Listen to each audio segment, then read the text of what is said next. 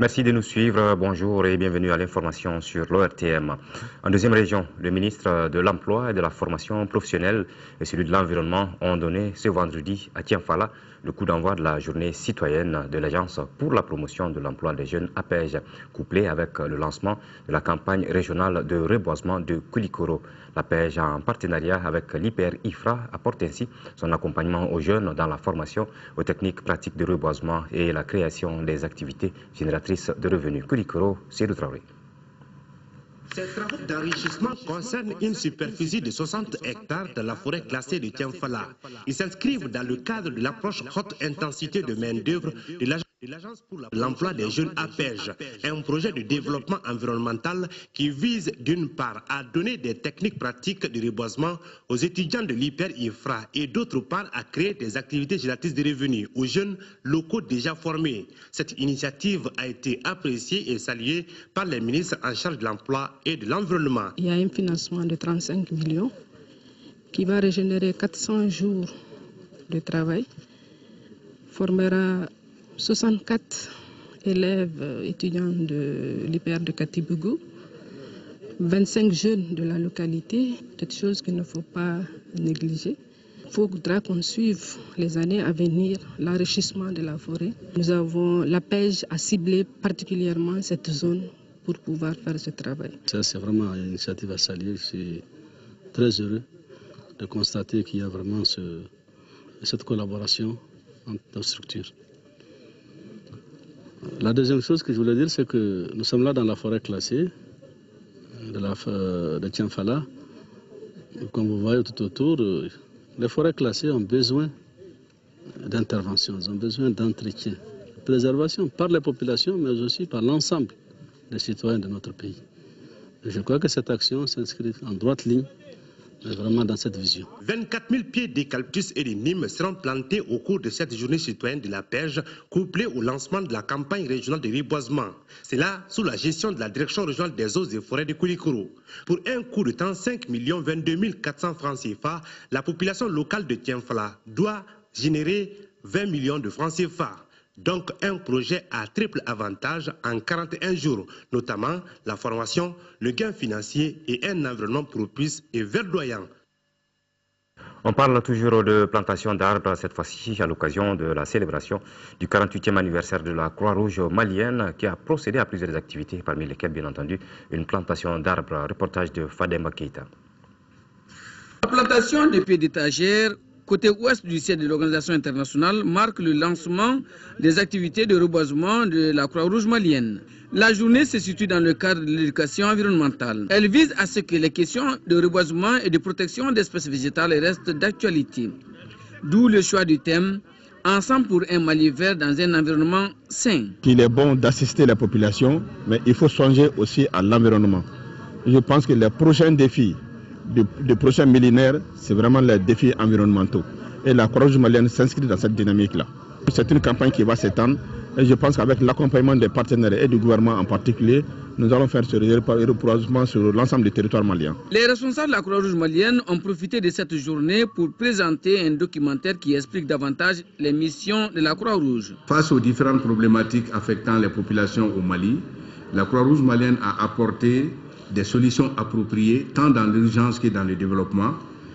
Pour cela, plusieurs domaines d'intervention ont été explorés, à savoir la préparation et réponse aux catastrophes, le secourisme, la santé communautaire, la sécurité alimentaire, la nutrition, l'eau, hygiène, assainissement, la migration, la formation socio-sanitaire, la diffusion des principes humanitaires. La préparation et la réponse aux catastrophes sont les missions essentielles de la Croix-Rouge et du Croissant-Rouge. Dans le cadre de cette campagne de reboisement, l'ambassade suédoise s'engage à mettre à la disposition des antennes régionales 4000 pieds d'étagères. La ville de Caille a vibré mercredi dernier au rythme de la campagne d'information et de sensibilisation des femmes et des jeunes sur la paix. La caravane de la paix, de la cohésion sociale et de la stabilité nationale a sillonné les 6 quartiers de la commune urbaine de Caille malgré la pluie. Compte rendu de Mahamadi Alioubari.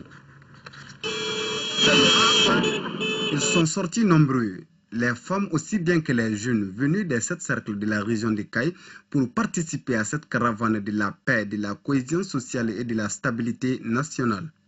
Selon le point focal de la caravane, Mme Makasuba Doussou Traoré, les femmes qui sont le socle de développement d'un pays doivent s'impliquer dans de telles activités afin de dissiper le climat de méfiance né de la crise dans notre pays. Les femmes participent alors à travers cette campagne aux actions de médiation et de résolution de conflits, gaz d'un développement durable. La dite campagne entend inviter les populations à la paix, à la sécurité, la cohésion sociale et surtout à une participation massive aux élections futures et un nombre élevé de candidatures féminines pour une représentation accrue des femmes dans les instances de prise de décision.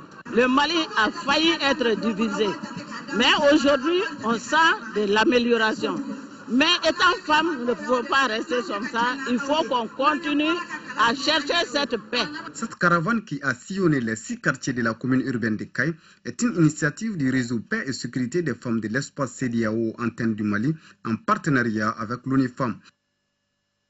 Retour en deuxième région avec le réseau Paix et Sécurité des femmes de l'espace CEDEAO Mali qui a organisé mercredi dans la capitale du Méguétan une caravane sur la stabilité nationale et une participation massive aux échéances électorales à venir. De Koulikoro, le reportage de Bréma Koné. Caravane de la paix et de la stabilité nationale, l'événement aura été bien mené dans la ville de Koulikoro et environnant. Du marché de Koulikoroba au village de Katibougou et de là-bas à Kayo, les caravaniers ont véhiculé des messages de motivation pour une participation massive aux élections générales de 2013. Cette campagne de sensibilisation est l'œuvre du réseau Paix et Sécurité des femmes de l'espace CEDEAO Mali.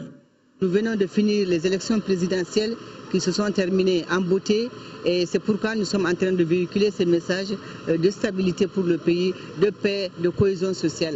Nous invitons pour l'occasion les femmes du Mali à persévérer davantage pour que la mobilisation soit massive pour les élections à venir, surtout les élections législatives et municipales. La caravane de la paix et de la stabilité nationale, c'est aussi une occasion pour établir un regain de confiance pour une contribution accrue des femmes à la construction du pays. L'accès des femmes à la prise de décision est une problématique très importante dans notre pays.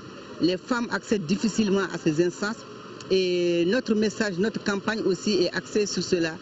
Pourquoi la femme ne jouerait pas sa partition dans ce développement économique, social et culturel de notre pays? Avec la paix retrouvée au Mali, que ces femmes se mettent à travers le pays à diffuser des messages, n'est-ce pas, de paix, de cohésion, de stabilité, et je ne peux que s'en réjouir et féliciter ces dames-là qui n'ont autre souci que de vivre paisiblement sur notre territoire.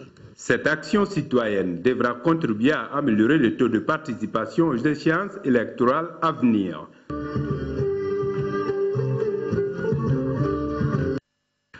En 5e région, à l'instar des autres régions du Mali, Mopti a organisé sa caravane avec les femmes venues des 8 cercles de la région. Reportage de Mahamar Ibrahim Touré.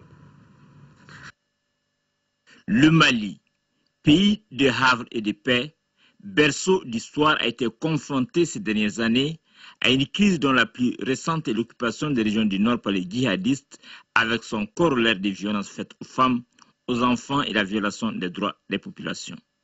Aujourd'hui, le pays retrouve la quiétude et les femmes réclament la paix et le renforcement de la sécurité, ce qui a été traduit par des caravanes organisées dans les 8 régions du Mali, dont Mopti et le district de Bamako, par les réseaux Paix et Sécurité des femmes dans l'espace CEDEAO. On s'est dit qu'il faut qu'on arrive à sensibiliser nos enfants, à sensibiliser nos maris, d'autres personnes, pour vraiment l'instauration de la paix. Pour les autorités régionales, la femme malienne en général, et en particulier celle de la région de Mopti, est au cœur du développement. Elles ont joué un rôle fondamental dans la libération de notre pays par le soutien à nos soldats au front, et c'est pourquoi nous exprimons notre totale satisfaction devant l'engagement des femmes à soutenir toutes les actions tendant à consolider la paix, la stabilité et la réconciliation dans notre pays. Les caravaniers de Mopti, composés des femmes venues des 8 cercles de la région, sont partis de Mopti, en passant par Barbé, la commune de Sio, la commune de Sokoura, Sévaré, le lycée public de Mopti, le stade Barema Bokoum, avant de se retrouver au gouvernorat de Mopti pour transmettre les messages de paix aux autorités. Autre sujet de l'actualité nationale, endiguer le flux des armes légères et des petits calibres après la crise sécuritaire qu'a connue notre pays. C'est la tâche à laquelle s'attelle la Commission nationale de lutte contre la prolifération des armes légères qui vient d'envoyer une mission à Gao pour sensibiliser dans ce sens. Daouda Sidikidjara. Depuis un certain temps, notre pays est à l'avant-garde de la lutte contre la prolifération des armes légères et des petits calibres. Après la crise sécuritaire qu'a connue le Mali, une mission de la Commission nationale de lutte contre la prolifération des armes légères séjourne à Gao. C'est là pour sensibiliser les populations par rapport à la surabondance de ces armes. Surabondance qui continue d'avoir des effets négatifs et déstabilisateurs pour le développement du pays en général. Comme stratégie adoptée pour bien véhiculer le message de paix, la mission a rencontré d'abord l'administration puis la société civile. L'administration et les populations sont sortis très nombreux pour nous rencontrer et ils ont donné leur point de vue sur les différents défis qui constituent la prolifération des armes légères. Des débats francs suivis des projections, des films sur les conséquences néfastes que peut engendrer l'utilisation de ces armes contre la population ont permis aux participants de se faire une idée. Ça me rappelle une partie décisionnelle de la part des autorités de chaque pays, de faire en sorte que vraiment la population de leur localité soit protégée en prenant des décisions beaucoup plus responsables. La Commission nationale de lutte contre la prolifération des armes légères et des petits calibres est rattachée à la présidence. Elle est constituée par 15 départements ministériels dont la primature et 5 autres associations de la société civile. Sujet à Tombouctou avec la Commission nationale de lutte contre la prolifération des armes légères et des petits calibres qui a fait des propositions et suggestions à transmettre à qui de droit. Et Yatandina. Échanger avec les acteurs impliqués dans les commissions de récupération des armes légères, la société civile et les communicateurs, qu'une délégation de la Commission nationale de lutte contre la prolifération des armes légères et de petits calibres est arrivée à Tombouctou. Une campagne de sensibilisation est à ce sujet menée pour amoindrir les désagréments que ces armes peuvent provoquer. Il est évident que dans le contexte géopolitique et sécuritaire actuel, les armes légères et petits calibres sont faciles à dissimuler, transporter et utiliser. J'estime qu'avec cette rencontre, la population est suffisamment outillée. Et surtout, on compte sur vous de la presse pour que les actions concrètes soient menées et qu'on puisse être à hauteur de mission. On fera la plateforme de toutes les suggestions et qu'on sortira quelque chose de très intéressant pour pouvoir motiver, changer les méthodes passées qui n'ont pas réussi. Spécialistes des armes, élus locaux, société civile et les partenaires au développement œuvrant dans la lutte contre la prolifération des armes ont pris part avec des propositions concrètes. Les autorités administratives s'engagent à réussir le combat.